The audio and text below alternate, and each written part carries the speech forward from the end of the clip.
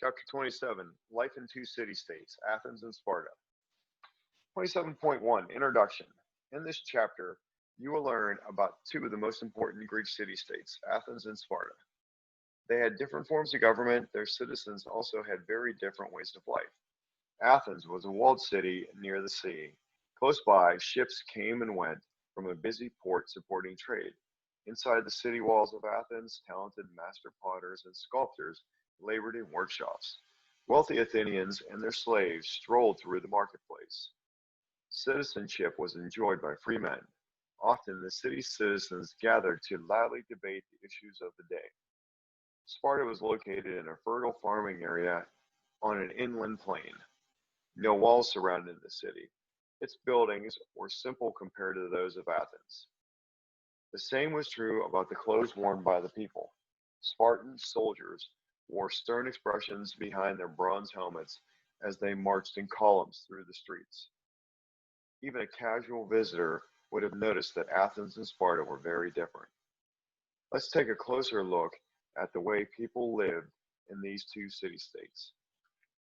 We will examine each city's government, economy, education, and treatment of women and slaves to discover how they differed. 27.2, Comparing two city-states. Both Athens and Sparta were Greek city-states, or Greek cities, only about 150 miles apart. Yet, they were as different as they could be. Why? Part of the answer is geography. Athens is in central Greece, only 4 miles from the Aegean Sea. Its location encouraged Athenians to look outward towards the world beyond the city. Athenians liked to travel. They were eager to spread their own ideas and to learn from others.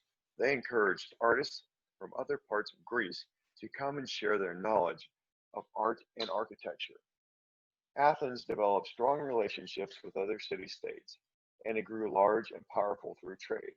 A great fleet made it the leading naval power in Greece. In contrast, Sparta was more isolated. It was located on a narrow plain on a peninsula in southern Greece known as the Peloponnesus.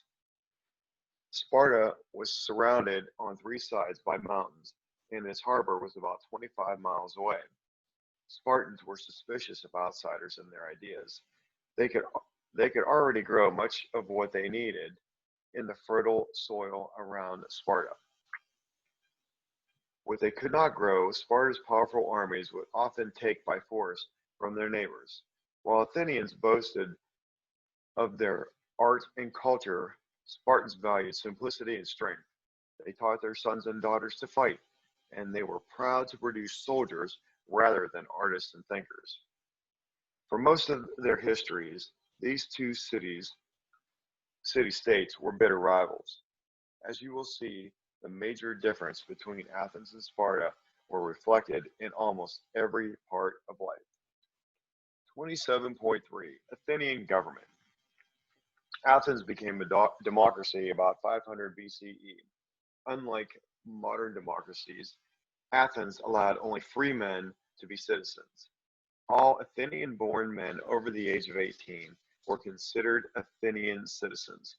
Women and slaves were not permitted citizenship. Every citizen could take part in the city's government. A group called the Council of 500 in Athens, a group of 500 citizens chose to form a council responsible for running the day-to-day business of government, met every day. Each year, the names of all citizens 30 years of age or older were collected. Then, 500 citizens were selected to choose from a group based on a liking for one over another to be on the council. The council ran the daily business of government and suggested new laws. Proposed laws had to be approved by a much larger group, the Assembly of Athens. The assembly met on a hill every 10 days. According to law, at least 6,000 citizens had to be present for a meeting to take place. If fewer people attended the meeting, slaves armed with ropes dipped in red paint would be sent out to round up more citizens. Athenian men were said to be embarrassed to appear in red-stained clothes at these meetings.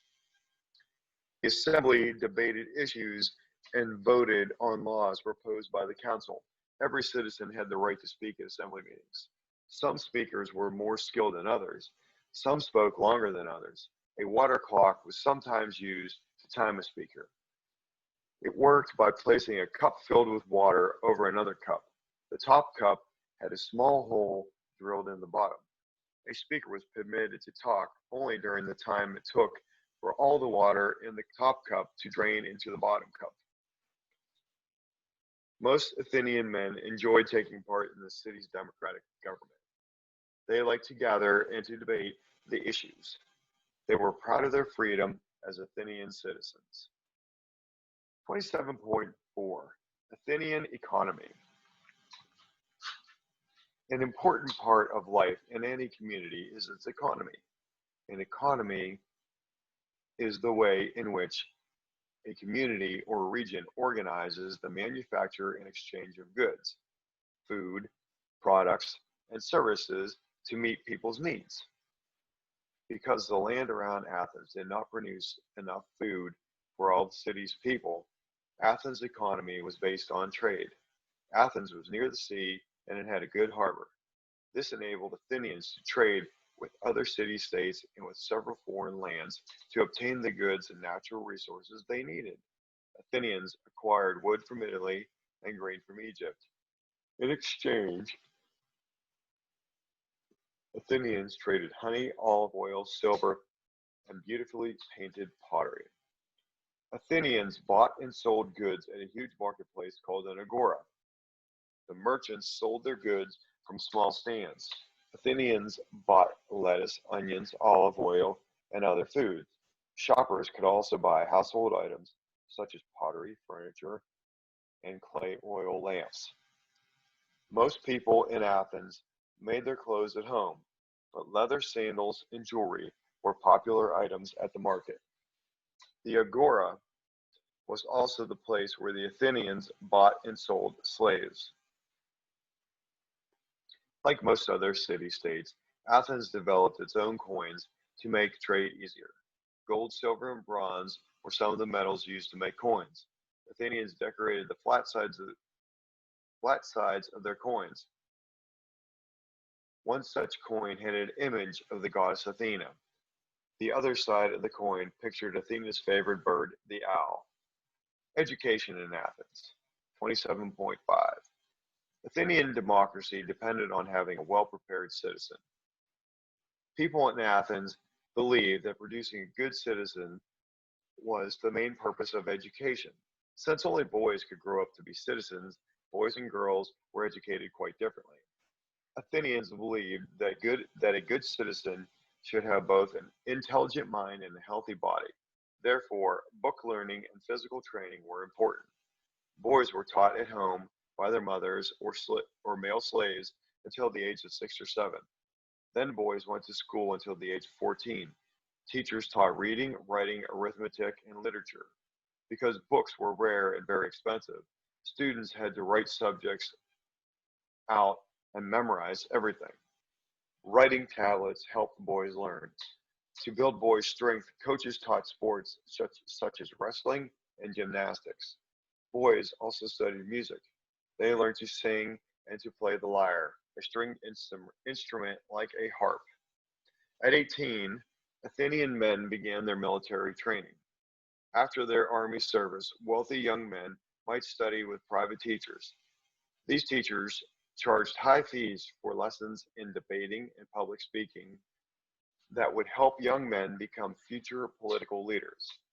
Unlike boys, most girls did not learn to read or write. Instead, girls grew up helping their mothers with household tasks. They were taught to cook and clean, spin thread, and weave cloth. Some also learned ancient secret songs and dances performed for religious festivals. Girls usually married around the age of 15. Those from wealthy families married men chosen by their fathers. Girls from poor families often had more of a choice. 27.6 Women and slaves in Athens. Only men were considered citizens in Athens. Citizenship was not possible for women and slaves. So they had far fewer rights than free men did. Women, Athenian women, could not inherit or own much property. They could not vote or attend the assembly. Most could not even choose their own husbands. A few women had jobs. Some women sold goods at the market. A few very important women were priestesses. But most Athenian women had their greatest influence in the home. They spent their days managing the household and raising their children. An Athenian wife had a separate room in the home. Her responsibilities included spinning, weaving, and supervising the slaves. She never went out alone. She taught her sons until they were about 6 or 7 and ready for school. She educated her daughters until they were 15 and ready to be married. Slaves. There were many slaves in ancient Athens. Most Athenians who weren't poor owned at least one slave. Some people were born into slavery.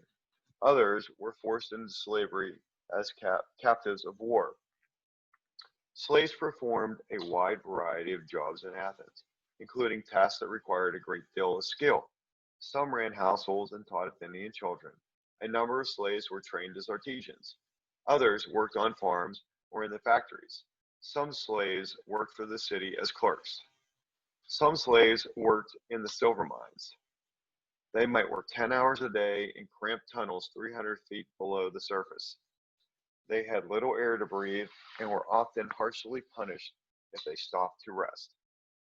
27.7 Spartan Government. Sparta was different than Athens in almost every way, beginning with its government. While Athens was a democracy, Sparta was an oligarchy.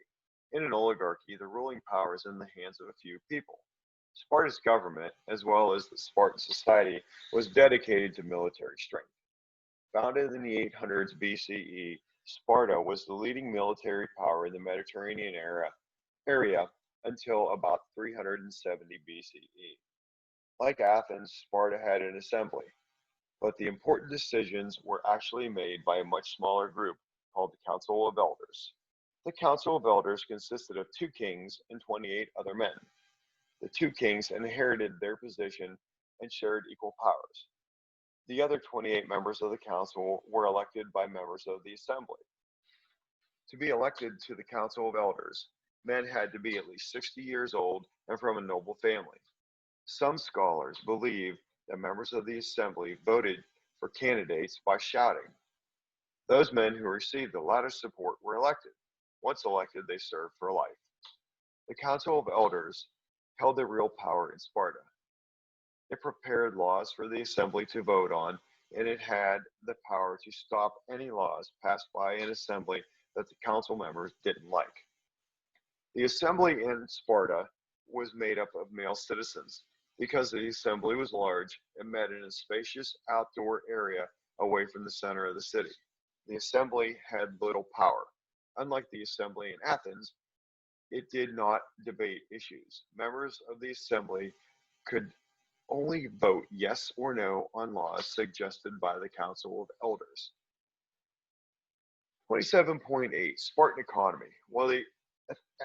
While Athens' economy depended on trade, Sparta's economy relied on farming and the conquest of other people.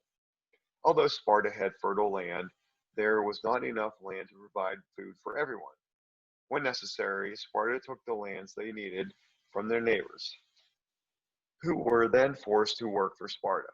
Because Spartan men were expected to serve in the army until they were the age of 60, Sparta had to rely on slaves and non-citizens to produce the goods it lacked. Conquered villagers became slaves called helots. The helots were allowed to live in their own villages, but they had to give much of the food they grew to Sparta. The Spartans also made good use of a second group of people, non-citizens who were free. Non-citizens might serve in the army when needed, but they could not take part in Sparta's government. They were responsible for making such necessary items as shoes, red cloaks for the soldiers, iron tools like knives and spears, and pottery. They also conducted some trade with other city-states for the goods that Sparta could not provide for itself. In general, though Sparta discouraged trade, the Spartans feared that contact with other city-states would lead to new ideas that might weaken the government. Trading with Sparta was already difficult because of its system of money. Rather than use coins, Spartans used heavy iron bars as money. According to a legend, an ancient Spartan leader decided to use this form of money to discourage stealing. An iron bar had little value. A thief would have needed to steal a wagon load of bars to make the theft worthwhile. As you might guess, other city-states were not anxious to receive iron as payment for goods. 27.9 Spartan Education. In Sparta, the purpose of education was to produce capable men and women who could fight to protect the city-state. Spartans were likely to abandon sickly infants who might not grow up to be strong soldiers. Spartans highly valued discipline and strength. From the age of 7, all Spartan children trained for the battle.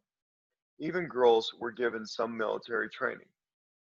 They learned wrestling, boxing, foot racing, and gymnastics. Spartan boys lived and trained in buildings called barracks. Boys learned to read and write, but those skills were not considered as essential as military skills. The most important Spartan goal was to be a brave soldier. Spartan boys were taught to suffer any amount of physical pain without complaining. They marched without shoes. They were not fed well. In fact, they were encouraged to steal food as long as they did not get caught. One Spartan legend tells of a boy who was so hungry he stole a fox to eat. But seeing his teacher coming, the boy quickly hid the fox under his cloak. The boy came The boy chose to let the fox bite him in the stomach rather than be caught stealing by his teacher. At the age of 20, Spartan men are given a difficult test of fitness, military ability, and leadership skills. If they passed, they became Spartan soldiers and full citizens. Even then, they continued to live in soldiers' barracks where they slept, ate, and trained with their classmates. A man could not live at home with his wife and family until he was the age of 30. At the age of 60, Spartan men could retire from the army. 27.9 Women and slaves in Sparta. Spartan women lived the same simple life as Spartan men. They wore plain clothing and with little decoration. They did not wear jewelry or use cosmetics or perfume. Like Spartan men, women were expected to be strong and healthy and ready to fight when needed. A wife was expected to look after her husband's property in times of war. She also had to guard it against invaders and revolts by slaves. Spartan women had many rights that other Greek women did not have. They were free to speak to their husbands' friends. Women could own land and control their own property. They could even marry again should their first husband be away at war for too long a time. Spartan slaves, the Helots, were people the Spartans had conquered. There were many more Helots than citizens in Sparta. The Spartans treated the Helots harshly, fearful that the Helots would revolt. Sometimes the Spartan government declared war on the Helots so that any slave it thought might rebel could be legally killed. In fact, the Spartan government once asked the Helots to choose their best fighters. The Spartans said that these slaves would be set free as thanks for fighting for Sparta. The Helots chose 2,000 men. Immediately, the Spartans killed every one of them to eliminate the possibility of future Helot leaders. Despite this harsh treatment, Helots did have some rights. They could marry whomever and whenever they wanted. They could pass their names on to their children. They could sell any leftover crops after giving their owners his share. Helots who saved enough money could even buy their freedom. Chapter summary. In this chapter, you learned about Athens and Sparta, two very different city-states in ancient Greece. Comparing two city-states.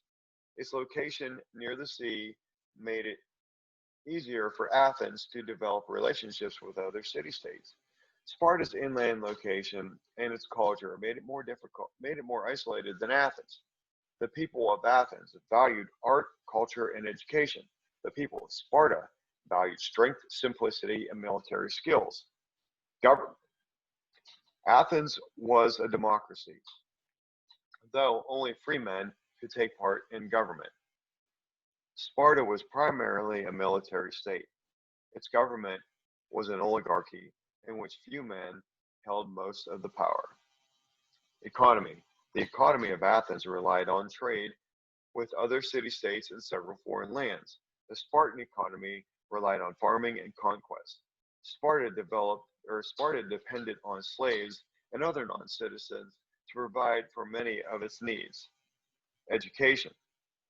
In Athens, boys were educated to become good citizens. Education balanced book learning and physical training. Girls learned skills for managing the household. In Sparta, boys and girls alike were educated to protect the city state. Spartan boys began their military training at age 7, and men served in the army until age 60. Women and slaves. In Athens, women and slaves had far fewer rights than the men had. Spartan women had more rights than other Greek women, such as owning property.